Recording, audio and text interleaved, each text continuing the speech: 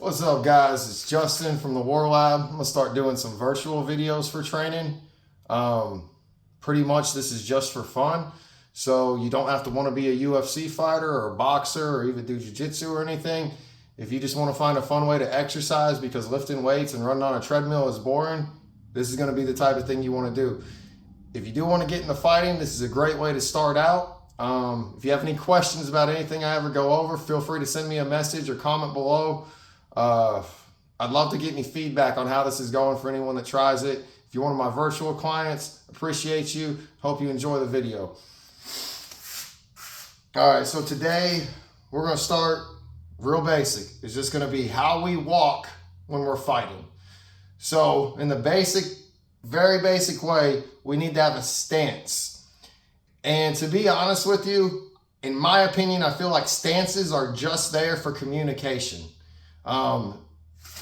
If you understand that your left foot's forward or your right foot's forward, you can communicate it without having to say, hey, my left foot's forward, my right foot's forward, their left foot's forward, their right foot's forward. And that's orthodox or southpaw. So most people are right-handed. So the most common one, as you could probably tell by the name, is the orthodox stance. The orthodox stance is going to have your left foot in front and your right foot in the back. Your hands would be like this, but today we're mainly focusing on the feet. Let's step a little farther away so hopefully you can see it better. All right, the left foot in the front, right foot in the back. We don't want a ton of space in here. To figure out how you want to get this space, if you're brand new and you really don't understand, you can put your feet together and jump as high as you can, or in here, I'm kind of limited by a ceiling. And when we get to the top, we're going to put the left foot in front of the right foot. Like we're going to try to land in our stance basically, and our body will naturally want to land balanced. So for example, all I did is I brought my feet in front of each other and they naturally created this amount of space. And this is kind of how I stand. As compared to, so like this is how I stand, as compared to stuff like this. Or like this, or even side by side. I want just a little bit of space in there and I want to be balanced. This is the orthodox stance again. Your left foot is in the front and your right foot is in the back. We want our toes pointed forward. The reason we want our toes pointed forward is so that our hips are straight across, horizontal like this. As compared to when I turn my toe out, I become bladed. My hip's no longer just a straight line like this, it is now bladed. So it's a farther reach for me to get to my opponent. It's going to take more time. I can do quicker strikes with my toes forward, and your back foot, whichever foot it's going to be in the beginning, you're going to really feel it in your muscle trying to keep your toes forward. It's just not natural to want to stand like this. You have to kind of build it with muscle memory and repetition. All right, the other stance, and this is for left-handed people, is going to be called southpaw. Same exact concept. You can find the space in the middle the same with the same jump, except putting one foot in front of the other, except you'd be putting the right foot in front. Right foot in front, left foot in back. As I'm talking about the feet, I'm mainly talking about the feet today because that's what we're working on is walking, but it's also corresponding with your hands. I like to stand with my hands pretty square to each other because I do a lot of manipulating my opponent's depth perception, and that's a whole different level we'll go over a different day. But if you were to kind of naturally stand in your stance, you're going to notice that one hand comes in front of the other. So like I'm in southpaw, my right hand is in front of my left. So my power shot is on the back. The rotation of the hip creates the power. But those are our two stances.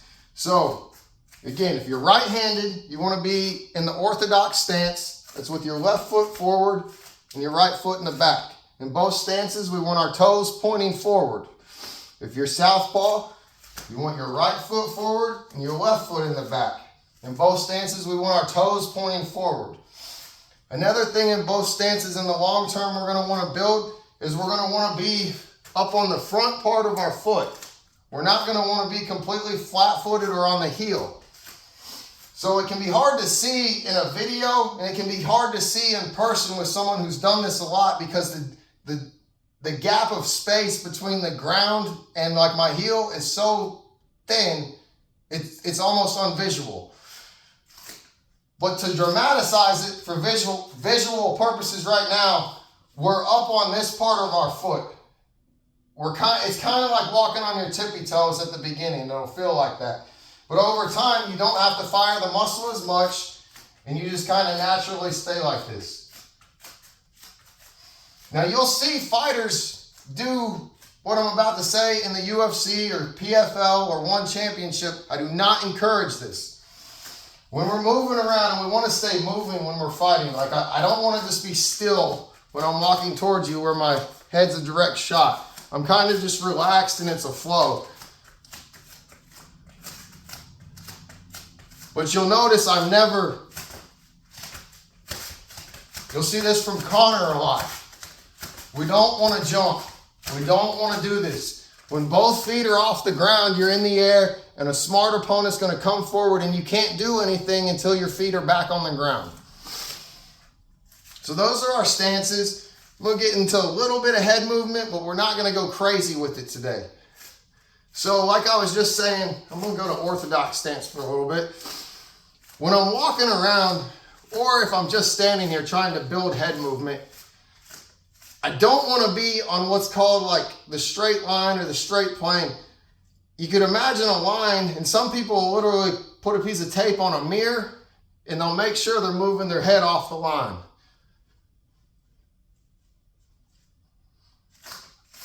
In the beginning, this is tricky, but like this is really what I like to do. I just kind of like a move, and I'll also kind of play with how far forward or backwards I'm moving my head. Like that depth perception is really something I like. To build this head movement in the beginning, one of the things my coach taught me, and I did it a whole lot, is I would just stand with my toes together, kind of like the jump we were doing earlier, and your hands down to your side with your fingers pointing down, and we'd tell ourselves to touch our knee on one side. And then as we get comfortable, we learn to go faster. We quit moving our shoulders. And it practices moving the head a little bit. As I developed, I don't like that one as much because I'm in the wrong stance. I'm never fighting like this. So I like, in that this maneuver of doing this as a drill, we call tick-tocking. We can do this, well, I just did it. We can do the same drill in our stance. And if at the beginning you need to touch your knees, that's okay.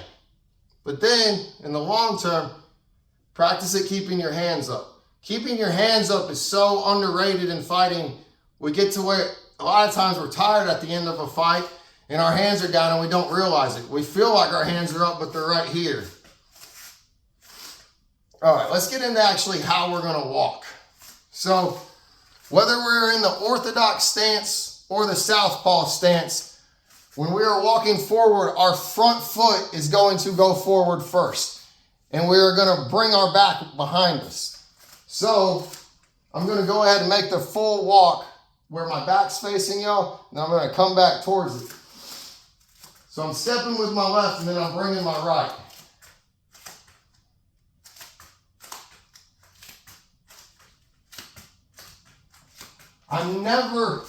Let me wait till I get back to keep talking.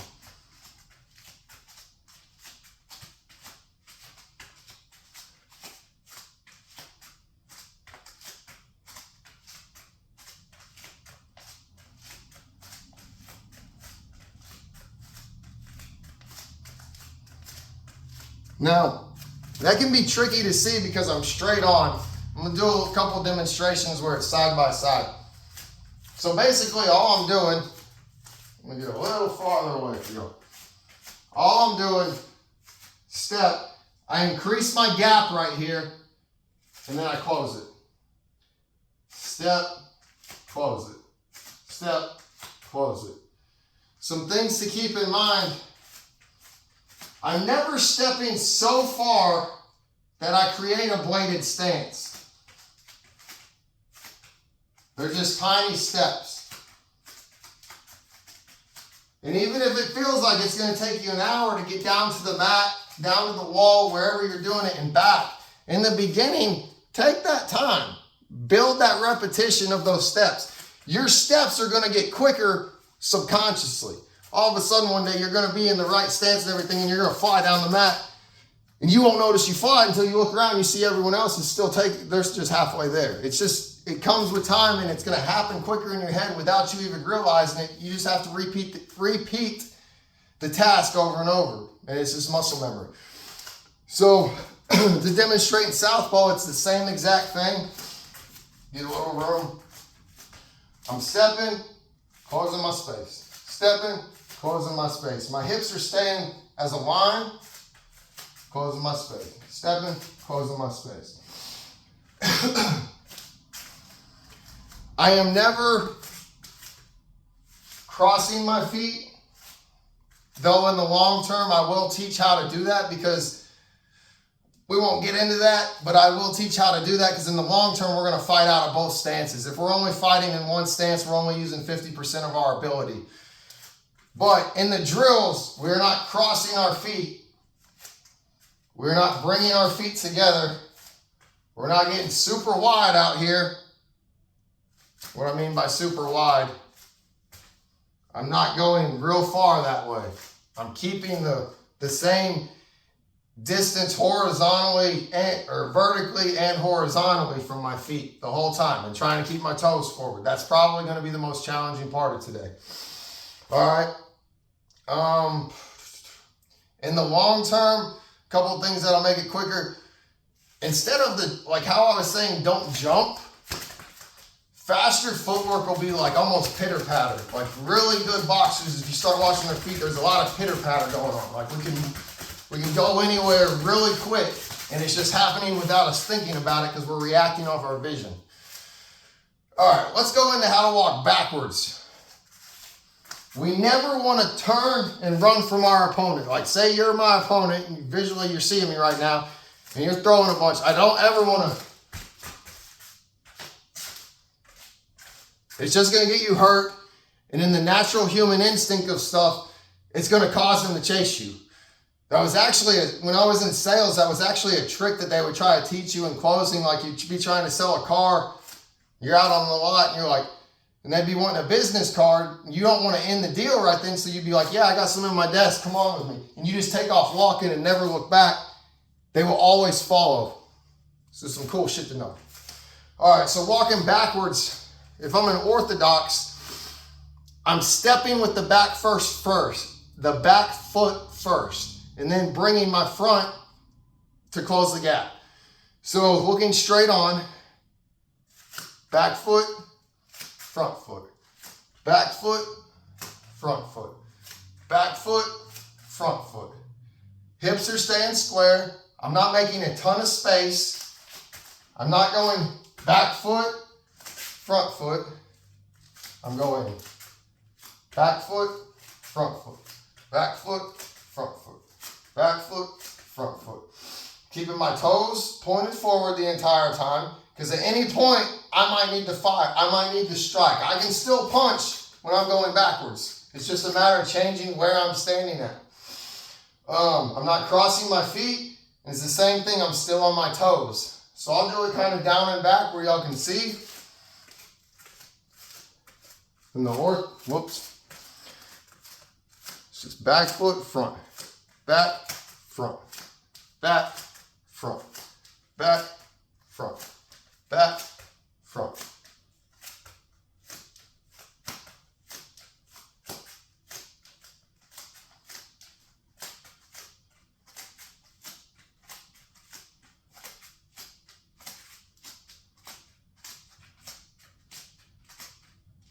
And then coming to you so you can see it from the back.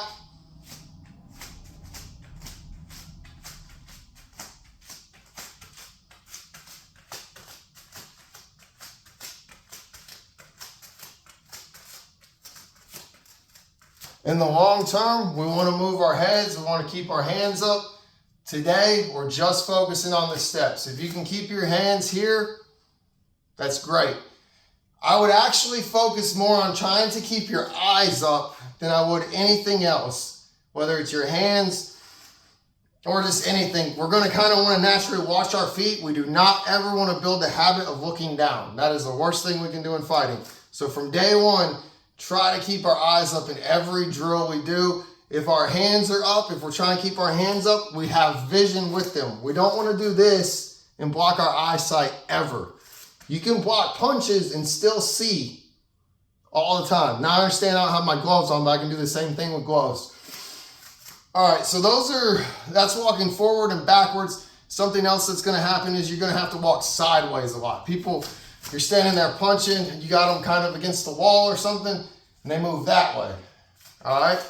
So this is where we kind of get a little bit wider distance, but not a ton. It's the same kind of idea as me stepping forward and backwards, but keeping my hips square. I'm not gonna create a ton of distance because I don't wanna be where I'm doing the splits, you know, and they could just push me over. So going either side, whatever direction I'm going, that foot is stepping first.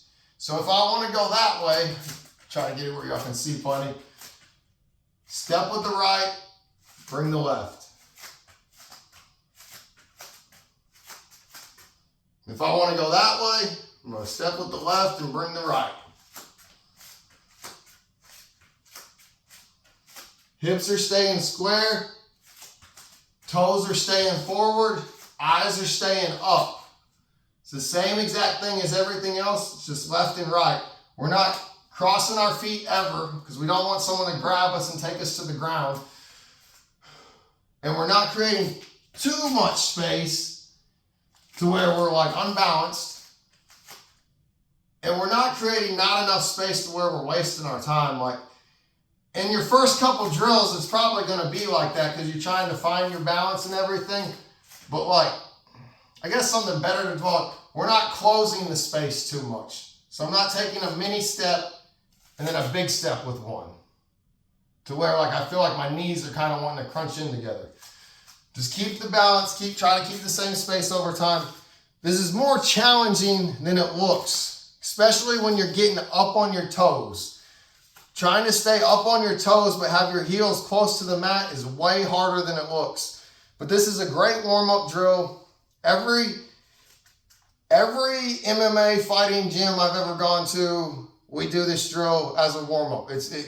Whether it's in a circle or it's down and back from the mats, it's done everywhere I've ever been. So if you're wanting to do some of this as a warm-up or as exercise even today, and today I'm barefoot, which on mats, I think most of us are going to be barefoot. You can do this with shoes. Like if you're just strictly in boxing, you can do the same thing in shoes. The same concepts apply. I would do something like, see in this space right here, if I'm wanting to do a warm up for myself, because of the distance and everything, I'm probably going to do either 5 or 10 downs and back. So like down and back would count as one. So I would do my forward walk either 5 or 10 times, and then I'd switch and I'd do all backwards downs and backs 5 or 10 times. Then I'm going to stand to where I'm facing this way, and I'm going to do my sideways 5 to 10 times. And then I move on to my next drill, my next part of the warm-up. But these are the walking warm-ups. This is how we should move in fighting. Something else I think I left out today, but you'll be able to see in the video. I'm just now thinking of this. We keep our knees bent a little bit all the time too. We're not standing straight. We have just a little bend, just a little bounce in our knees. I like my height, so I'm not way down here. You will see some people get way low. And that's fine, everyone's got their own style, but I like my height, so I kind of stay up a little bit higher, but my knees do stay bent so that my muscles can fire quickly in my legs. If I'm standing straight, I can't take these steps as quick. My leg's straight, like it's gonna drag and I'm gonna be slower. I think that's where I'm gonna end it today, guys. Like I was saying, if you wanna do it as exercise or you wanna do it as a drill, I'd find you a space in your house, maybe even your driveway if you need to go outside, and set you a number that you're going to commit to before you start in each one. That way it's a true commitment. will get lost when we're trying to exercise on our own when we don't have a design plan. So say you're going to do 5 forwards, 5 backwards, 5 lefts, and 5 rights. That's probably only going to take you about 5 minutes. So maybe you do it twice, maybe you do it 3 times. Whatever you want to do, feel like you're making it for yourself, but pick you a number and do each one that many times. If you have any questions, feel free to message me, hit me up with any feedback, comment below. Be sure to like and subscribe. This is Justin. I'm at the War Lab. We do big things every round because we're big time players and all we know is how to make that Tootsie roll. Let's go.